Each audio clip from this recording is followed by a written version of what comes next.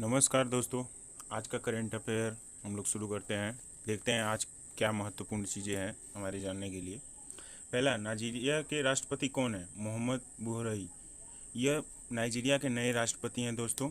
Nigeria के बारे में और कुछ बातें हैं जो हमें हमें जान लेनी चाहिए।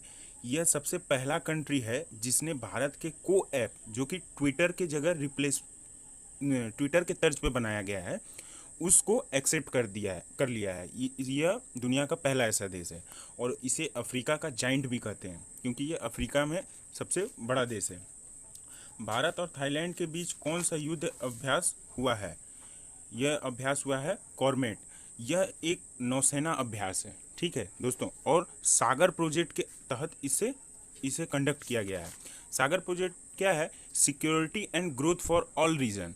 मतलब भारत के रीजनल क्षेत्रों में समुद्री सीमाओं से जुड़े हुए जो पड़ोसी हैं उनके विकास को लेकर और उनके साथ युद्ध अभ्यास करने का ये पर्पज़ है इसमें, ठीक है। इसका पहला संस्करण किया गया है। यह पहला युद्ध अभ्यास था इस देश के साथ।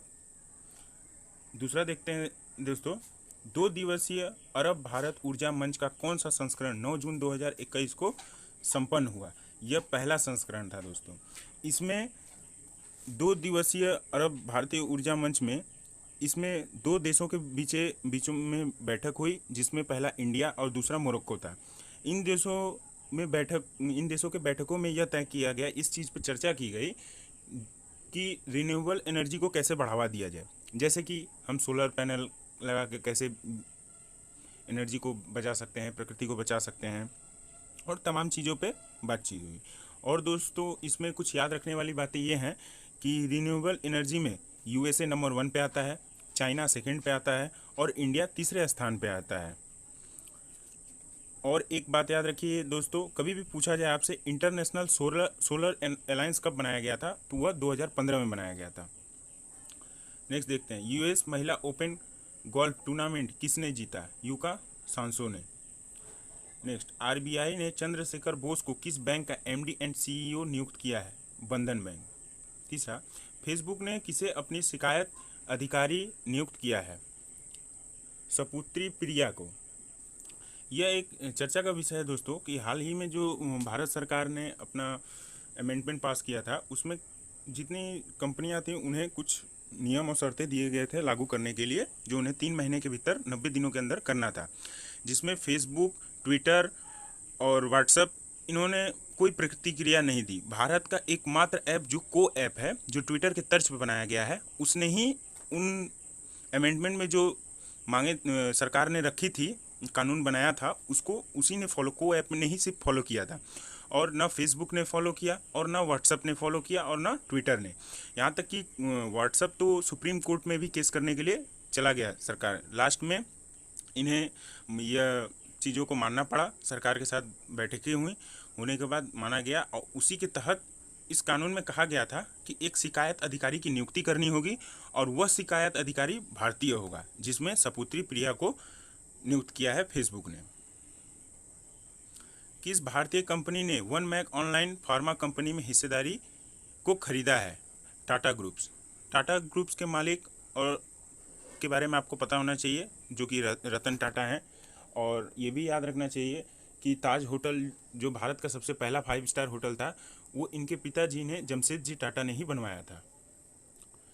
भारत के किस फुटबॉल खिलाड़ी ने अंतर्राष्ट्रीय फुटबॉल में मेसी से ज़्यादा गोल लगा दिया है? सुनील छेत्री।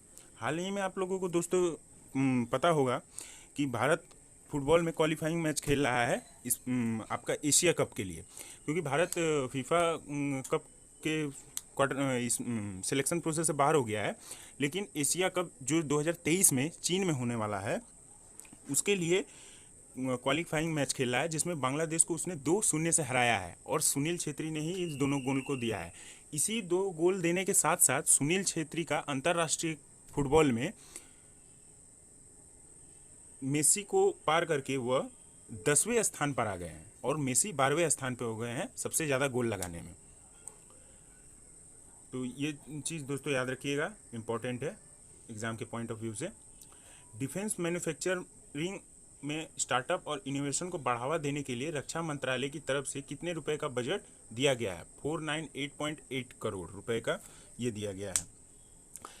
यह जो बजट पास किया गया है, आप हाल ही में जानते होंगे दोस्तों कि जब से गलवान में हमारा झड़प हुआ है चीन के साथ, तब से भारत में एक निर्भर पहल को शुरुआत किया गया है, जिसमें हर चीज़ें खुद से बनाने का भारत प्रयत्न कर रहा है, जिसमें डिफेंस सेक्टर हो या सोलर पावर सेक्टर हो, तमाम सेक्टरों में भारत आत्मनिर्भर होने के लिए अग्रसर हो रहा है दिन पर दिन।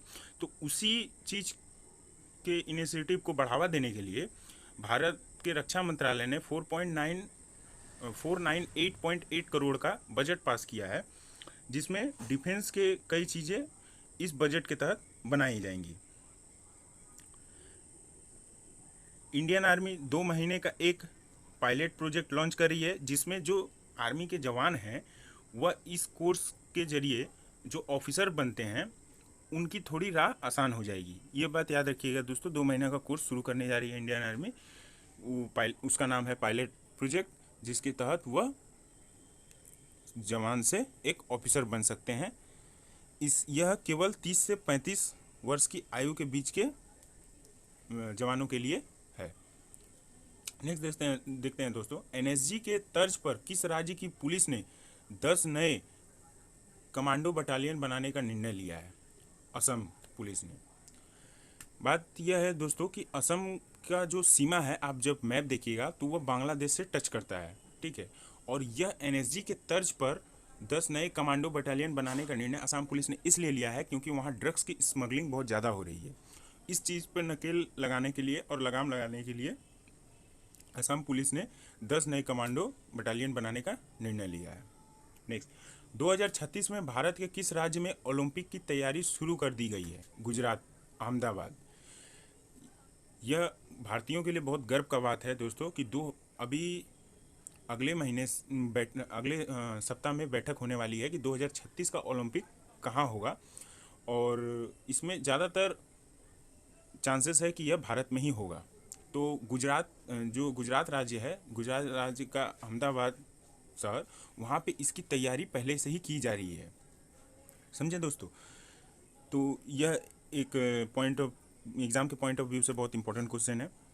और याद रखिए, इस वर्ष का ओलंपिक गेम्स कहाँ होने वाला है? टोक्यो में होने वाला है, टोक्यो ओलंपिक। नेक्स्ट, ग्रीस के किस खिलाड़ी ने लगातार चौथी बार फ्रेंच ओपन के सेमीफाइनल में पहुंचा है? स्टेफानोस सिसिपास, ये ग्रीस के खिलाड़ी हैं, ये 7वीं बार सेमीफाइनल में पहुंच गए हैं। भारत को एशियन गेम में गोल्ड मेडल दिलाने वाले किस बॉक्सर का हाल ही में निधन हो गया है? डिंको सिंह, यह भारत के महान बॉक्सर थे। 1999 में इन्होंने भारत को बॉक्सिंग में गोल्ड मेडल दिलाया था, और ये बहुत दिनों से लीवर की बीमारी से जूझ रहे थे और हाल ही में इनका निधन हो गया है। इनके निधन पे खेल मंत्री किरण रिजिजू, गृह मंत्री अमित शाह और प्रधानमंत्री श्री नरेंद्र दामोदर दास मोदी जी ने ट्वीट कर शोक जताया है। तो नेक्स्ट देखते हैं दोस्तों, किस कंपनी ने दिमाग का 3D नक्शा बना दिया है? गूगल ने। हाल ही में दोस्तों ये देखने वाली बात है कि गूगल ने बहुत कमाल का कारनामा कर दिखाया है, क्योंकि आज तक कोई भी न्यूरोसाइंस के पास दिमाग की पूरी जानकारी नहीं है। मनुष्य के शरीर में बहुत ऐसी चीज़ें हैं जिनके बारे में इंसान अभी रिसर्च कर रहा है, जिसमें से दिमाग एक चीज़ है। दिमाग का केवल 20% हिस्सा ही आज तक विज्ञान पता लगा पाया है। तो यह 3D प्रिंटिंग जो है, इससे न्यूरोसाइंस में बहुत मदद मिलेगी, इसे गूगल ने बनाकर दिखा दिया है।